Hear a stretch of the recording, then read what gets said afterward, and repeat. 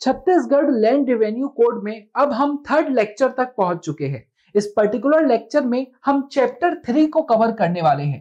Chapter 3 में section 11 से लेकर सेक्शन 26 को हम डिटेल में देखेंगे और chapter 3 revenue officer, there classes और उनकी पावर्स के बारे में बताता है। हेलो स्टूडेंट्स, आप लेक्चर को इस अनाउंसमेंट को सुनने के बाद कंटिन्यू जरूर कीजिएगा। बहुत इंपॉर्टेंट अनाउंसमेंट है जिससे आपको बहुत बेनिफिट्स हो सकता है।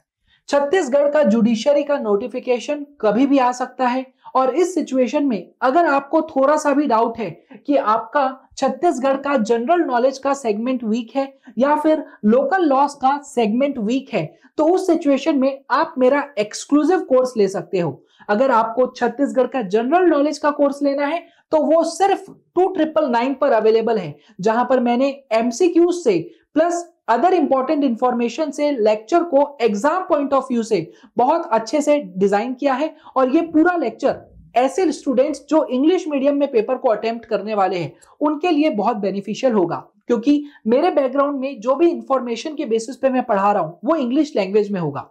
फर्दर ऑल लोकल लॉज, मतलब छत्तीसगढ़ में जो 5 लोकल लॉज है, Chhattisgarh land revenue code, rent control act, excise act, court fees registration, ये सारे सब्जेक्ट्स को मैंने बहुत ही डिटेल में पढ़ाया है और इसके फ्री लेक्चर्स भी मैंने यूट्यूब में डाले हैं, जिसको देखकर आप क्वालिटी का अंदाजा लगा सकते हैं और कॉन्सेप्ट की क्लैरिटी का अंदाजा लगा सकते हैं। अगर आप 5 लोकल लॉज मेरे से पढ़ना चाहते हैं तो 2999 पर यह एक्सक्लूसिव कोर्स ले सकते हैं। और अगर आप अपडेटेड टेस्ट सीरीज लेना चाहते हो तो उस सिचुएशन में 1499 पर आप ये टेस्ट सीरीज ले सकते हो। इस टेस्ट सीरीज में 10 फुल लेंथ पेपर होंगे। ये सारे करंट सिलेबस के हिसाब से होंगे, जिसमें जनरल नॉलेज ऐड है, अमेंडमेंट के साथ क्वेश्चंस पूछे जाएंगे सो दैट आपको actual exam like atmosphere feel हो। और इस अपडेटेड टेस्ट सीरीज में 10 फुल लेंथ पेपर होंगे, 10 छत्तीसगढ़ के पेपर होंगे, छत्तीसगढ़ स्पेसिफिक पेपर 50 क्वेश्चन के होंगे और अब फुल लेंथ पेपर 100 क्वेश्चन के 100 मार्क्स के पेपर होंगे।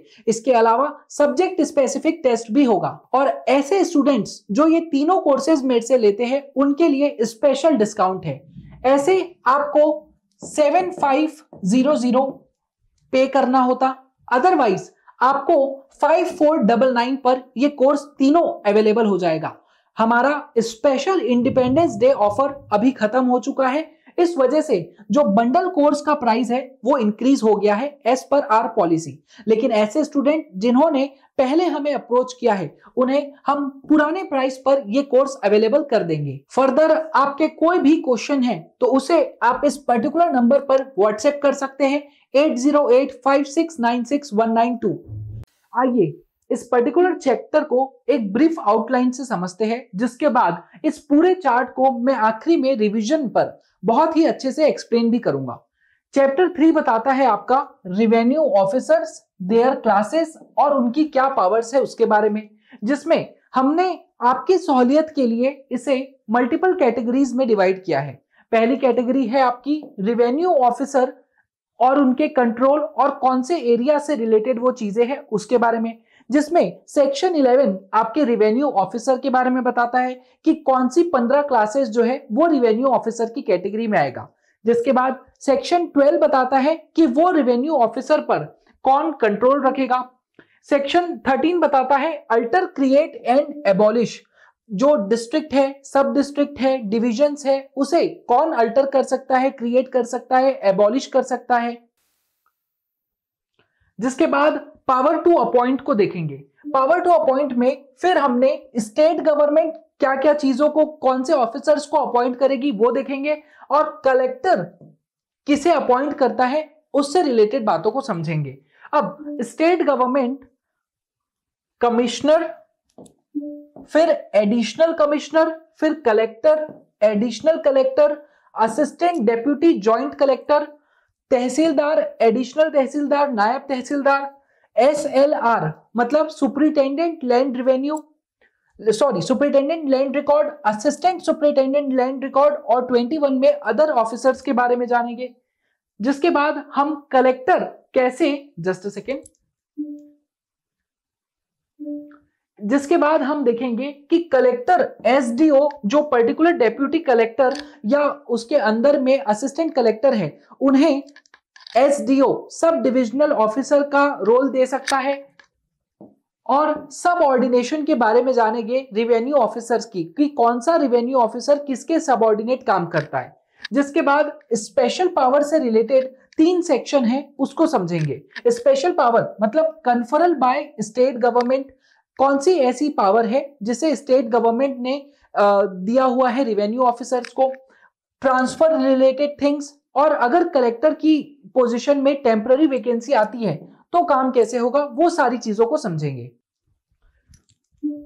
अब सेक्शन 11 बताता है रेवेन्यू ऑफिसर के बारे में, और इसकी डेफिनेशन कहां पे दी गई है, तो सेक्शन 2 के यू में दी गई है, डेफिनेशन ऑफ रेवेन्यू ऑफिसर। अगर क्वेश्चन आपके सामने आता है कि कहां पर रेवेन्यू ऑफिसर की डेफिनेशन दी गई है, और वहां पर डेफिनेटली 2U भी रहेगा ऑप्शन में, प्लस सेक्शन 11 भी रहेगा, तो बहुत सारे स्टूडेंट यहाँ पे कंफ्यूज हो सकते हैं और वो सेक्शन 11 के पास जा सकते हैं। लेकिन आपको ऐसी गलती नहीं करना है, आपको पहले ही रिकॉग्नाइज कर लेना है कि पूछा क्या गया है। नो डाउट सेक्शन 2 की डेफिनेशन में ही ये बात लिखी गई है कि ऐसे सारे ऑफिसर जो कि सेक्शन 11 में मेंशन है, वो सारे रेवेन्यू ऑफिसर की कैटेगरी में आ जाएंगे। ये बात सेक्शन 2U में दी गई है, लेकिन क्वेश्चन क्या पूछ रहा है कि रेवेन्यू ऑफिसर की डेफिनेशन कहां है, और डेफिनेशन क्लॉज कौन सा है, सेक्शन 2 है। हेंस आपका आंसर क्या होगा, 2U। सेक्शन 11 बताता है ये सारी क्लासेस जो है वो रेवेन्यू ऑफिसर की कैटेगरी में आएगी। जितने भी नाम आप यहाँ पे देख रहे हैं, इसे मैं एक शब्द में रेवेन्यू ऑफिसर कह सकता हूं। अब प्रैक्टिकली चीजें कैसे काम करती है उसे बहुत आराम से समझते हैं।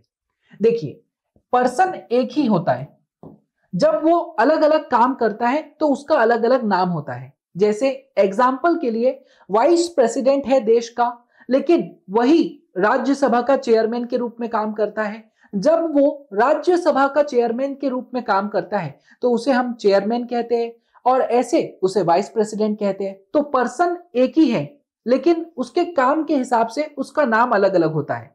इन द सेम सेंस, जब कमिश्नर को लैंड रिकॉर्ड वगैरह मेंटेन करने की जिम्मेदारी मिलती है तो उसे हम क्या कहेंगे, commissioner land record. In the same sense, जब कलेक्टर को सर्वे के रिलेटेड काम दिया जाता है तब वो डिस्ट्रिक्ट सर्वे ऑफिसर का काम करता है। और यही कलेक्टर जब कोई असिस्टेंट, जॉइंट या डेप्यूटी कलेक्टर को चार्ज देता है कि जाओ आप डेप्यूटी सर्वे ऑफिसर या असिस्टेंट सर्वे ऑफिसर का काम करो, तो उस सिचुएशन में ये ऑफिसर जो होते हैं पर्सन सेम है, लेकिन जब ये सर्वे से रिलेटेड काम करते हैं तो उन्हें अलग डेजिग्नेशन के नाम से जाना जाता है, जैसे कि deputy survey officer and assistant survey officer. अब आपने ये तो समझ लिया कि एक पर्टिकुलर अथॉरिटी को उसके काम के हिसाब से उसका नाम डिसाइड होता है।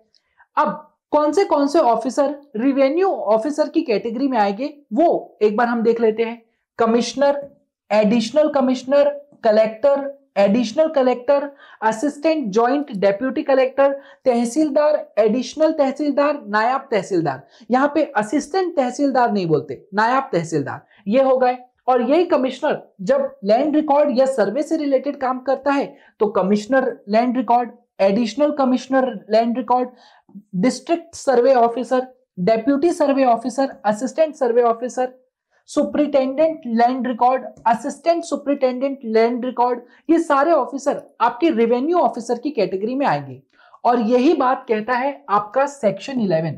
इस पर्टिकुलर डायग्राम को आपको अच्छे से समझना है, क्योंकि जब हम अपील, रिव्यू, रिवीजन पढ़ेंगे तब किसकी अपील कहां पर जाती है वो सारी बातें मैं आपको डिटेल में बताऊंगा कि फर्स्ट अपील कहां पे जा रही है, सेकेंड अपील कहां पे जा रही है, कितने दिनों के अंदर जा रही है, वो सारी चीजों को हम डिटेल में वहां पर समझेंगे।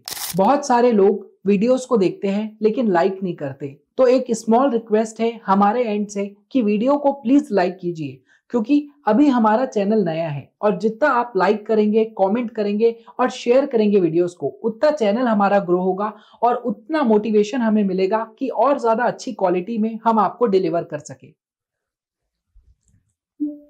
ओके, सो अब हम बेयर एक्ट के सारे प्रोविजन को डिटेल में 1 बाय 1 कवर करेंगे और जिसके बाद लास्ट में हैंड रिटन डायग्राम से सारी चीजों को एक साथ रिवाइज करेंगे।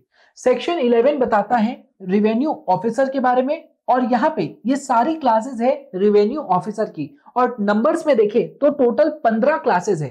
अब आपको ये लिस्ट को पढ़ना है और मेरे डायग्राम से मैच करके उसे याद करना है। अब आपने एक बार डायग्राम समझ लिया तो आपको ये लिस्ट याद करने की जरूरत ही नहीं पड़ेगी क्योंकि आपको ऑलरेडी पता होगा कि कौन सा ऑफिसर रेवेन्यू ऑफिसर की कैटेगरी में आता है और उसका क्या काम है।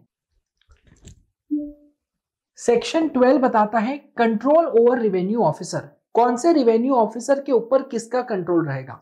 सब सेक्शन 1 बताता है कि जितने भी रेवेन्यू ऑफिसर है वो किसके सबऑर्डिनेट रहेंगे, तो स्टेट गवर्नमेंट के, और ऐसे रेवेन्यू ऑफिसर जो कि डिवीजन में है तो कमिश्नर के सबऑर्डिनेट रहेंगे और बाकी जो डिस्ट्रिक्ट में है वो सारे रेवेन्यू ऑफिसर कलेक्टर के सबऑर्डिनेट रहेंगे। सेक्शन 13 बताता है power to alter, create, abolish division, district, sub division and tehsil. देखिए आपने बहुत बार सुना होगा कि स्टेट गवर्नमेंट ने कोई नया डिस्ट्रिक्ट बनाया है, तो ऐसा स्टेट गवर्नमेंट कैसे कर पाती है, तो सेक्शन 13 की मदद से यह स्टेट गवर्नमेंट करती है और सेक्शन 13 की पावर को स्टेट गवर्नमेंट यूटिलाइज करती है। इसके सब सेक्शन को समझते हैं। सब सेक्शन 1 डिवीजन से रिलेटेड बातें करता है, जहां पर स्टेट गवर्नमेंट चाहे तो क्रिएट कर सकती है डिवीजन को और उस डिवीजन में जितने डिस्ट्रिक्ट उनको नेसेसरी लगेगा उतने डिस्ट्रिक्ट रख सकती है। फर्दर उस डिवीजन के अबॉलिश भी कर सकती है और उसके लिमिट्स को अल्टर भी कर सकती है स्टेट गवर्नमेंट। सब सेक्शन 2 बताता है डिस्ट्रिक्ट और तहसील से रिलेटेड बातें, जहां पर स्टेट गवर्नमेंट चाहे तो जो डिस्ट्रिक्ट है या तहसील है उनकी लिमिट को अल्टर कर सकती है, क्रिएट कर सकती है, अबॉलिश कर सकती है एग्जिस्टिंग डिस्ट्रिक्ट या तहसील में और डिवाइड कर सकती है एक पर्टिकुलर डिस्ट्रिक्ट को सब डिवीजन में और उसकी लिमिट्स को भी अल्टर कर सकती है या अबॉलिश कर सकती है कोई भी सब डिवीजन को। प्रोवाइडेड में लिखा है, इसके प्रोवाइजो में यह बात लिखी है कि जब भी स्टेट गवर्नमेंट ऐसा कोई ऑर्डर लाएगी जहां पर वो डिवीजन को क्रिएट कर रही है, अल्टर कर रही है या अबॉलिश कर रही है, या डिस्ट्रिक्ट को क्रिएट कर रही है, अल्टर कर रही है या अबॉलिश कर रही है, तो उस सिचुएशन में उसे प्रपोजल को नोटिफाई करना पड़ेगा और प्रपोजल पर जितने भी ऑब्जेक्शन आएंगे वो सारे ऑब्जेक्शंस को कंसीडर करना होगा। सेक्शन 14 बताता है power to appoint commissioner of division, state government shall appoint in each division a commissioner. हर एक डिवीजन के लिए स्टेट गवर्नमेंट को एक कमिश्नर अपॉइंट करना पड़ेगा और वो कमिश्नर वो पावर्स और ड्यूटीज को परफॉर्म करेगा जो कि इस कोड में बताया गया है। मतलब छत्तीसगढ़ लैंड रिवेन्यू कोड में जो जो फंक्शन बताया गया है कि एक कमिश्नर को परफॉर्म करना चाहिए वो सारे फंक्शन वो परफॉर्म करेगा या कोई और एनेक्टमेंट में बताया गया है तो वो परफॉर्म करेगा। सबसेक्शन 2 बताता है कि स्टेट गवर्नमेंट चाहे तो उस सिचुएशन में कुछ कंडीशन अगर उसको लगता है लगाना चाहिए तो वो कंडीशन लगाकर कमिश्नर को एडिशनल पावर दे सकती है या कोई और फंक्शन परफॉर्म करने के लिए कह सकती है इस पर्टिकुलर एक्ट के हिसाब से या कोई दूसरे एनेक्टमेंट के हिसाब से। Okay, so question time. How many classes of revenue officer are there under section 11? Section 11 में कितने रेवेन्यू ऑफिसर की क्लासेस है? All revenue officer shall be subordinate to state government, board of revenue, commissioner, collector. ये दो answer आपको देना है। Okay, so answers देखते हैं।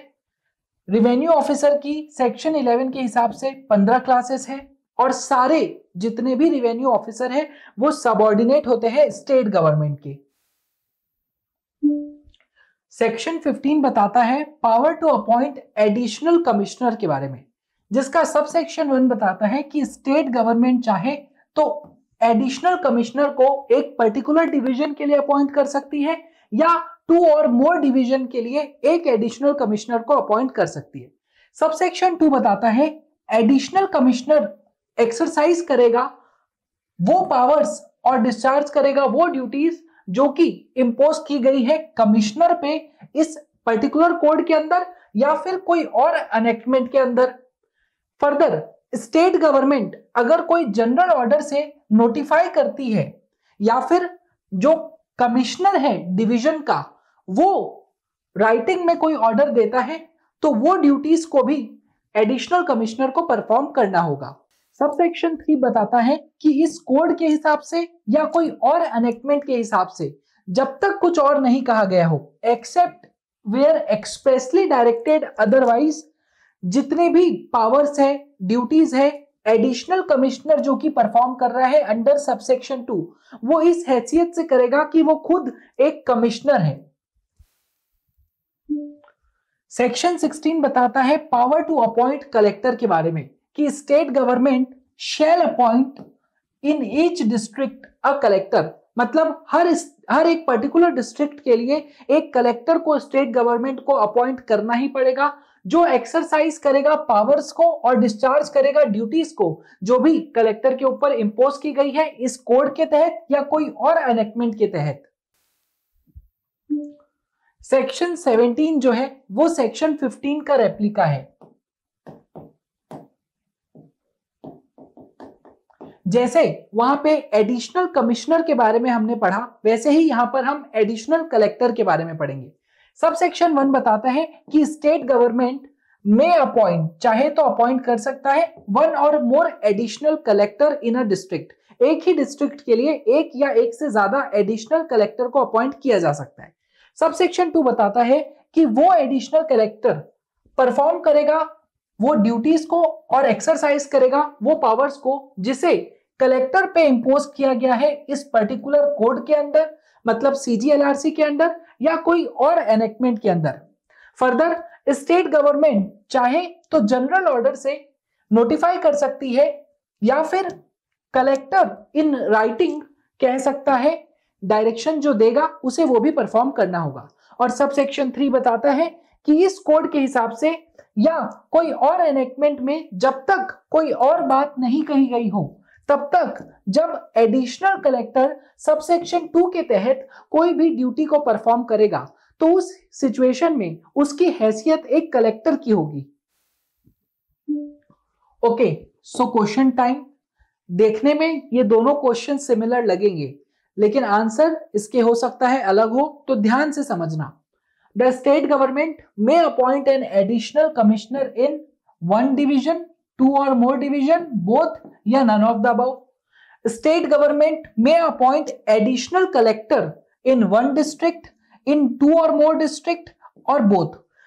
सेकेंड वाले पॉइंट को मैं और क्लैरिफाई कर दूं कि स्टेट गवर्नमेंट यहां पर एक एडिशनल कलेक्टर को अपॉइंट करने वाली है, तो क्या वो सिर्फ एक डिस्ट्रिक्ट के लिए अपॉइंट करेगी? क्या उसी एडिशनल कलेक्टर को क्या 2 डिस्ट्रिक्ट के लिए अपॉइंट किया जा सकता है? सी दोनों ऑप्शन और D none of the above. तो ये 2 क्वेश्चन है।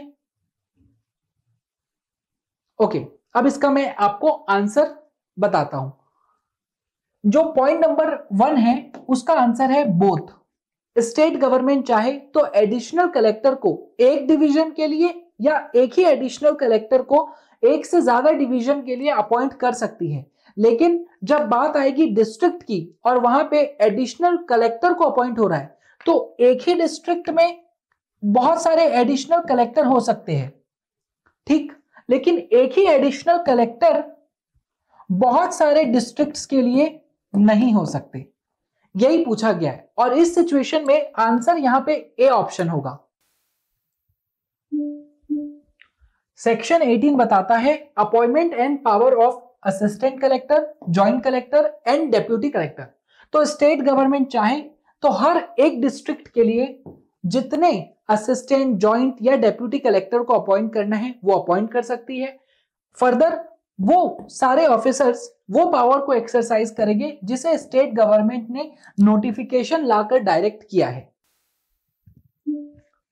सेक्शन 19 बताता है अपॉइंटमेंट ऑफ तहसीलदार, एडिशनल तहसीलदार और नायब तहसीलदार के बारे में।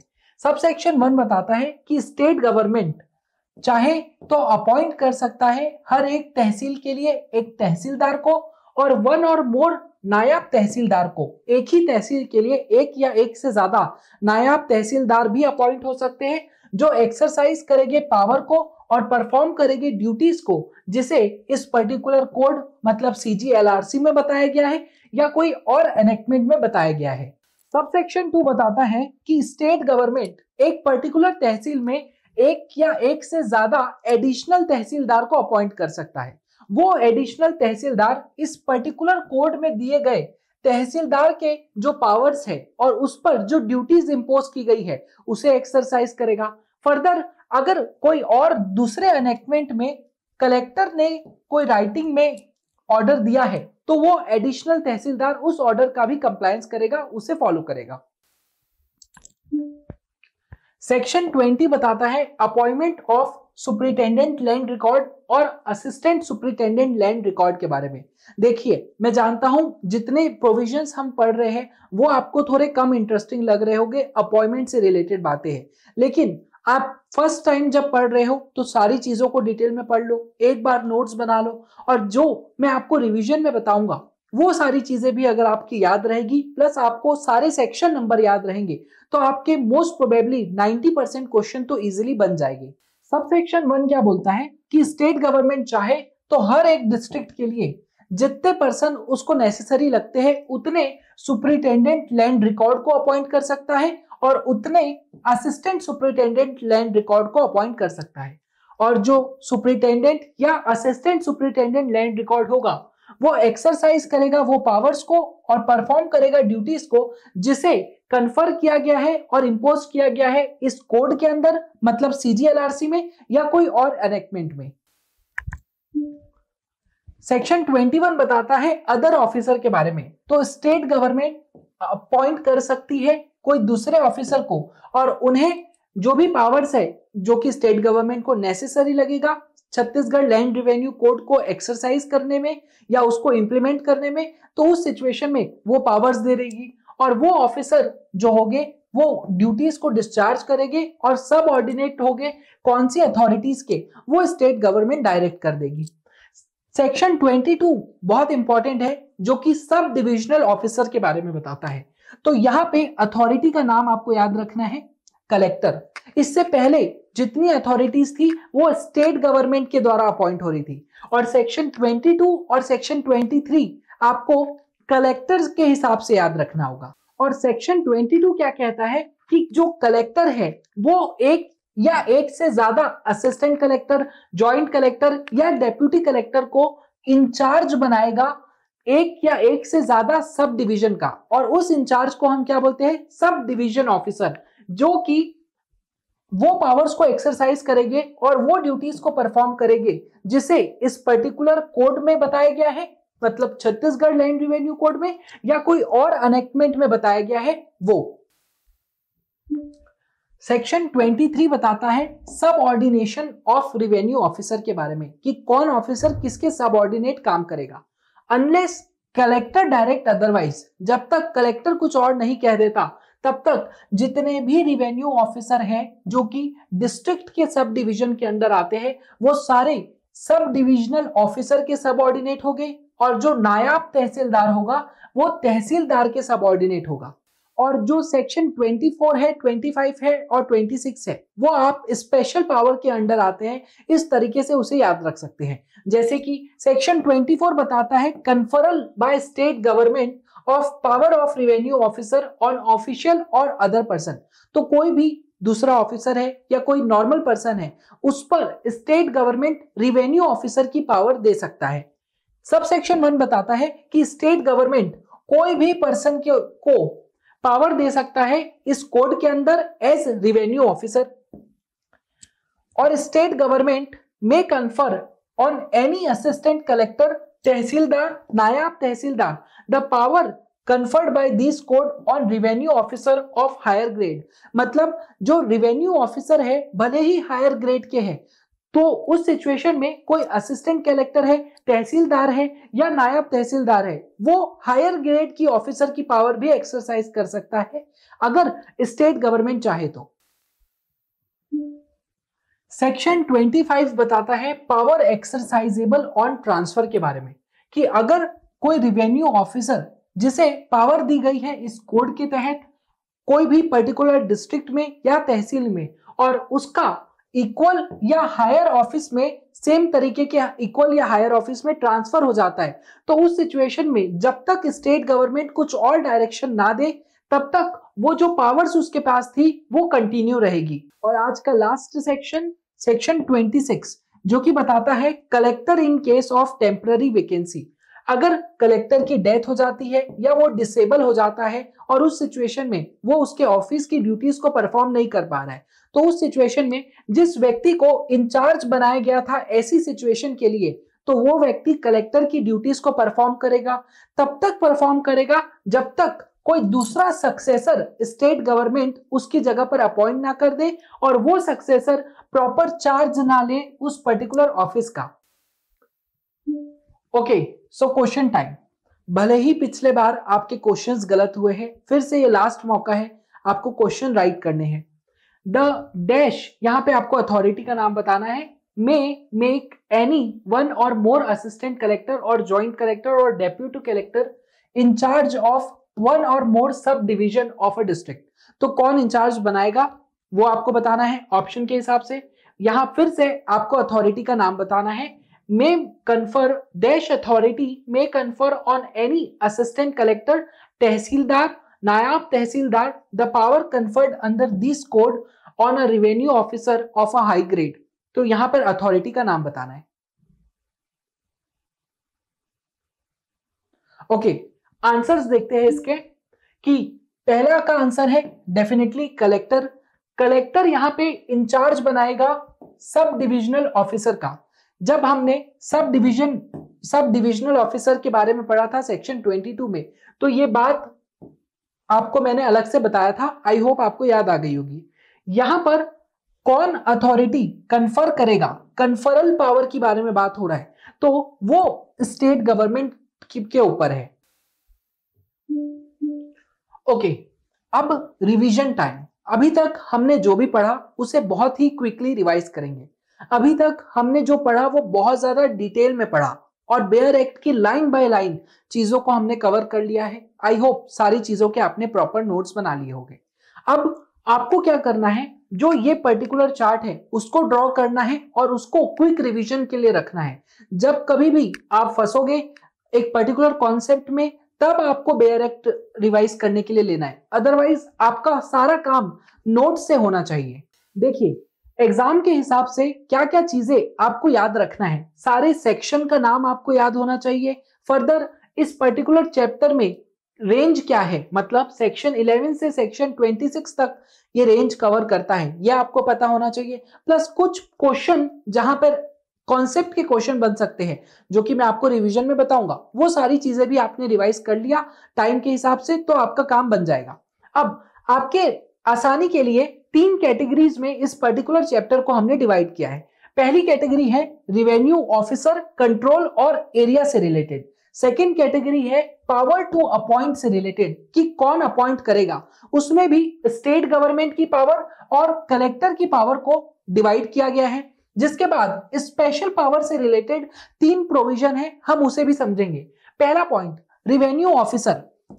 तो स्टेट में 15 क्लासेस ऐसी है जिसे रिवेन्यू ऑफिसर का दर्जा दिया गया है, और जब मैंने आपको सेकंड चार्ट एक्सप्लेन किया था तो उसमें वो 15 क्लास को बहुत ही अच्छे तरीके से मैंने एक्सप्लेन कर दिया था, तो आप वहां से देख सकते हैं, जिसमें commissioner, additional commissioner, collector, additional collector, deputy collector, joint collector, assistant collector, tehsildar, additional tehsildar, नायब तहसीलदार, और इस साइड था कमिश्नर लैंड रिकॉर्ड, उसके नीचे असिस्टेंट कमिश्नर लैंड रिकॉर्ड, फिर district survey officer, deputy survey officer, assistant survey officer, और वहां लास्ट में हमने देखा था superintendent land record and assistant superintendent land record. I hope आपको सारी चीजें याद आ गई होगी। ये 15 क्लासेस है रिवेन्यू ऑफिसर की। जिसके बाद सेक्शन 12 बताता है कंट्रोल ओवर रिवेन्यू ऑफिसर, कौन कंट्रोल करेगा। तो सारे रिवेन्यू ऑफिसर किसके कंट्रोल में रहेंगे, स्टेट गवर्नमेंट के। अगर डिवीजन में है तो कमिश्नर के, और अगर डिस्ट्रिक्ट में है तो कलेक्टर के अंडर कंट्रोल में रहेंगे। सेक्शन 13 बताता है अल्टर, क्रिएट और अबॉलिश, मतलब स्टेट गवर्नमेंट चाहे तो कोई भी डिस्ट्रिक्ट को, डिवीजन को, तहसील को अल्टर कर सकता है, क्रिएट कर सकता है या अबॉलिश कर सकता है। बस याद रखने वाली बात यह थी कि जब भी स्टेट गवर्नमेंट ऐसा कुछ करेगा तो पहले उसे पब्लिश करना पड़ेगा एक नोटिफिकेशन, और उस पे जो लोग ऑब्जेक्शन रेज करेंगे वो ऑब्जेक्शंस को कंसीडर करना पड़ेगा। अब power to appoint, state government appoint करेगा सेक्शन 14 के अंडर कमिश्नर को, और कमिश्नर वो पावर को एक्सरसाइज करेगा जो कि इस कोड में बताई गई है या फिर कोई और एनेक्टमेंट में बताया गया है। वो सेक्शन 15 और सेक्शन 17 को साथ में पढ़ना बिल्कुल सेम है। एडिशनल कमिश्नर और एडिशनल कलेक्टर के बारे में बताता है। अपॉइंट कौन करेगा, तो दोनों के केस में स्टेट गवर्नमेंट अपॉइंट करेगा। वो क्या फंक्शंस को, पावर को एक्सरसाइज करेंगे, तो जो इस कोड में बताया गया है या कोई और एनेक्टमेंट में बताया गया है वो सारी चीजों को वो एक्सरसाइज करेंगे। और कोई भी कोड में या दूसरी जगह में जहां पे कमिश्नर की पावर या कलेक्टर की पावर दी गई है, जिसे एडिशनल कमिश्नर या एडिशनल कलेक्टर एक्सरसाइज कर रहे हैं, वो तब तक लागू रहेगा जब तक कोई और डायरेक्शन इशू नहीं हो जाता। सेक्शन 16 बताता है कलेक्टर के बारे में। तो जो कलेक्टर है उसे हर डिस्ट्रिक्ट के लिए स्टेट गवर्नमेंट अपॉइंट करेगा, और वो क्या पावर और फंक्शन को परफॉर्म करेगा, तो जो इस कोड में दिया है प्लस अदर एनेक्टमेंट में दिया है उसे परफॉर्म करेगा। सेक्शन 18 बताता है असिस्टेंट, जॉइंट और डेप्यूटी कलेक्टर के बारे में। तो इसे भी स्टेट गवर्नमेंट अपॉइंट करता है हर एक डिस्ट्रिक्ट में, और एक डिस्ट्रिक्ट में एक से ज्यादा भी अपॉइंट कर सकता है जो कि स्टेट गवर्नमेंट के ऊपर है। सेक्शन 19 बताता है तहसीलदार, एडिशनल तहसीलदार और नायब तहसीलदार के बारे में। और यहाँ पे जो सब सेक्शन 2 था वो आपको याद करने वाला है कि अपॉइंट तो स्टेट गवर्नमेंट कर रहा है, लेकिन जब कलेक्टर राइटिंग में डायरेक्शन देगा तब एडिशनल तहसीलदार जो है वो काम कर पाएगा। तो ये पॉइंट आपको याद रखने वाली बात है। सेक्शन 20 बताता है सुपरिटेंडेंट लैंड रिकॉर्ड या असिस्टेंट सुपरिटेंडेंट लैंड रिकॉर्ड, इसे कौन अपॉइंट करेगा, तो स्टेट गवर्नमेंट अपॉइंट करेगा। एक और एक से ज्यादा भी अपॉइंट किया जा सकता है एक पर्टिकुलर डिस्ट्रिक्ट में। और सेक्शन 21 अदर ऑफिसर के बारे में बताता है, जहां पर स्टेट गवर्नमेंट चाहे तो कोई पर्टिकुलर अदर ऑफिसर को अपॉइंट कर सकता है और उसे अदर ड्यूटीज भी दे सकता है। जिसके बाद सेक्शन 22 इंपॉर्टेंट है, जहां पर जो असिस्टेंट, डेप्यूटी या फिर जॉइंट कलेक्टर है उसमें से किसी को एसडीओ का पद कलेक्टर देगा। मतलब कलेक्टर इंचार्ज बनाएगा कोई भी असिस्टेंट, जॉइंट या डेप्यूटी कलेक्टर को एक पर्टिकुलर डिस्ट्रिक्ट के सब डिवीजन के लिए सब डिवीजन ऑफिसर। और जहां पर हम सब ऑर्डिनेशन ऑफ रेवेन्यू ऑफिसर के बारे में बात करेंगे तो ये जो एसडीओ बनाएगा कलेक्टर, उसी के नीचे रिवेन्यू, जितने भी रिवेन्यू ऑफिसर है सब डिवीजन में वो काम करेंगे, और जो नायब तहसीलदार है वो तहसीलदार के नीचे काम करेगा। यही बात आपका सेक्शन 23 कहता है। बहुत सारे लोग वीडियोस को देखते हैं लेकिन लाइक नहीं करते, तो एक स्मॉल रिक्वेस्ट है हमारे एंड से कि वीडियो को प्लीज लाइक कीजिए, क्योंकि अभी हमारा चैनल नया है और जितना आप लाइक करेंगे, कमेंट करेंगे और शेयर करेंगे वीडियोस को, उतना चैनल हमारा ग्रो होगा और उतना मोटिवेशन हमें मिलेगा कि और ज्यादा अच्छी क्वालिटी में हम आपको डिलीवर कर सके। और लास्ट में हम स्पेशल पावर को देखते हैं। सेक्शन 24 बताता है कन्फरल बाय स्टेट गवर्नमेंट, मतलब स्टेट गवर्नमेंट चाहे तो कोई भी पर्सन पे रेवेन्यू ऑफिसर की पावर दे सकता है। मतलब स्टेट गवर्नमेंट कोई भी पर्सन को रेवेन्यू ऑफिसर की जो पावर्स है इस एक्ट के तहत, इस कोड के तहत वो दे सकता है, और फिर वो पर्सन उस हिसाब से काम करेगा। सेक्शन 25 बताता है ट्रांसफर के बारे में। मतलब अगर कोई एक रेवेन्यू ऑफिसर जिसे कोई पर्टिकुलर पावर दी गई है, उसे उसका ट्रांसफर हो जाता है सिमिलर नेचर के वर्क में या उसके हायर पोस्ट में, तो उस सिचुएशन में अनलेस अदरवाइज डायरेक्टेड, जब तक कुछ और नहीं कहा जाए या कोई अलग डायरेक्शन ना आ जाए, वो सारी पावर्स उस व्यक्ति के पास कंटिन्यू रहेगी। और सेक्शन 26 बताता है टेम्पररी वैकेंसी और in the office of collector. अगर कलेक्टर के पद में टेम्पररी वैकेंसी आ जाती है, कलेक्टर मर जाता है या डिसेबल हो जाता है, मतलब वो ऑफिस में काम नहीं कर पा रहा है, तो उस सिचुएशन में जिस पर्सन को उसके एब्सेंस में जिम्मेदारी दी गई होगी वो व्यक्ति काम करेगा जब तक उसका सक्सेसर अपॉइंट नहीं हो जाता है स्टेट गवर्नमेंट के द्वारा।